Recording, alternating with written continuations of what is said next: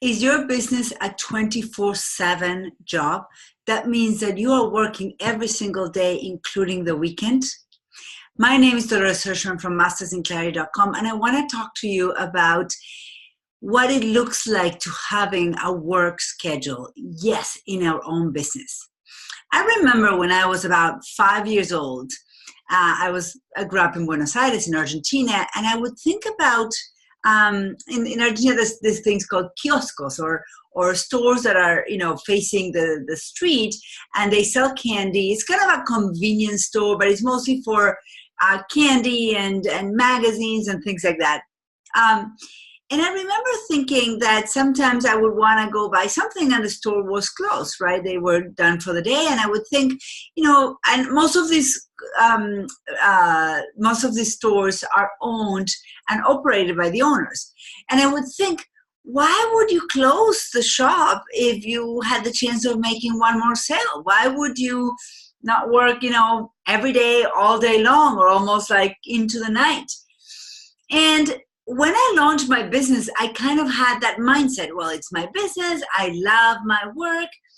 I will work all the time. If a client wanted to meet with me on a Saturday, sure, I love my work, right? So I will work on a Saturday. And in the last couple of years, I've grown a lot, and I have realized that I stopped doing a lot of the work in the house and in my life as a mom. I had my children help out, or my husband, and hired or delegated some of the tasks. And I realized that the more I worked, it did not necessarily mean the more I earned or the more successful I was. It actually, for a few months, I realized that I had burnt out, that I hadn't implemented healthy boundaries in my business, and that I had overstayed my welcome in my own office. And what that means is that you get to a point where you are no longer being creative. Little things start to annoy you. You might even get annoyed with your own clients, right? And that's a no-no. Like, you can't go there. And really, it has nothing to do with your clients or with the things that are happening in your business. It actually has more to do with the fact that you are burned out, that you haven't taken a break. So I want you to bring into the conversation or consider 3 strategies. As I always do, I give you some strategies, right? 3 strategies to make sure that your business is your job and you love, but that it's not the whole 100% life that you live. That your business is your work, and that you make sure that your personal life is protected. So step number 1, I want you to make a list of what are your most productive days and times. For example, I know that from 9 to noon, I'm usually the most creative and the most productive.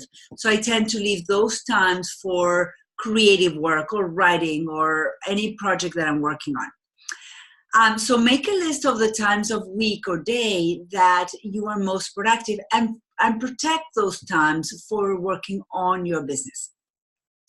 Step number 2,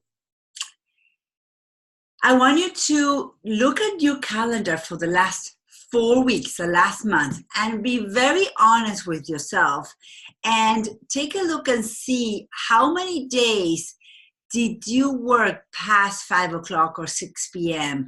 or how many days in the last month did you work on a weekend, or how many days in the past month you maybe missed dinner with your family because of work. I want you to actually, face the reality.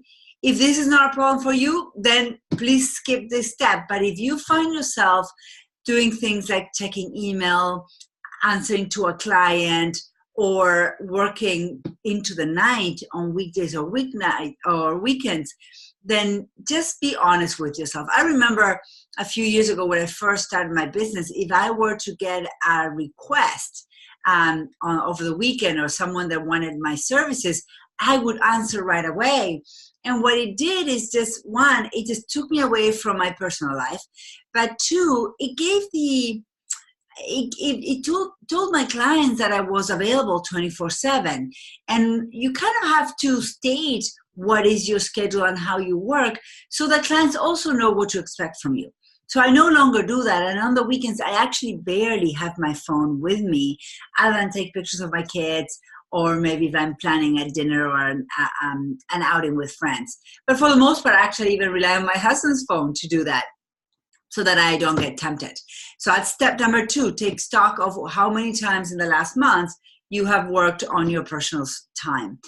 And step number 3,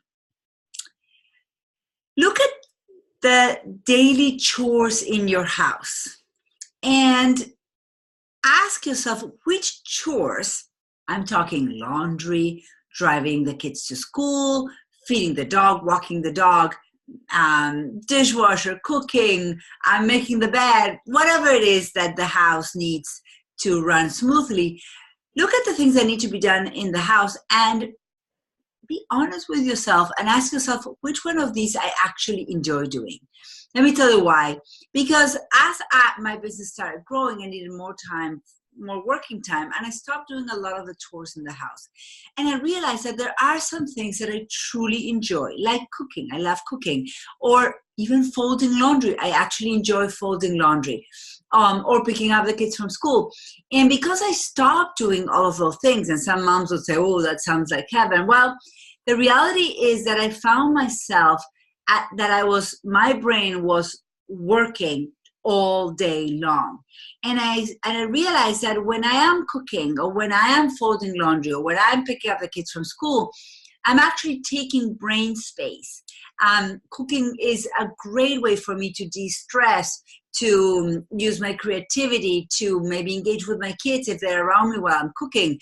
Same with driving, going to pick up the kids. It's a time that I have silence, or I can listen to music or catch up with my family and friends. And then on the way back from school, I get to connect with my children.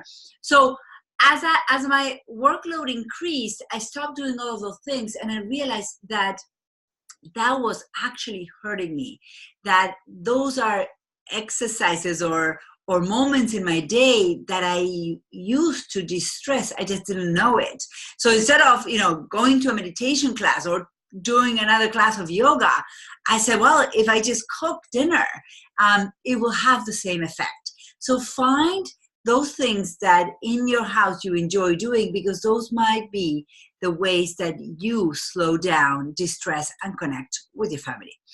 So I want to say that running our businesses is one of the most honoring, grateful, and learning opportunities we can have. We just have to remind ourselves that we are the boss, and we can also protect our employees ourselves by making sure they take good care of their personal space.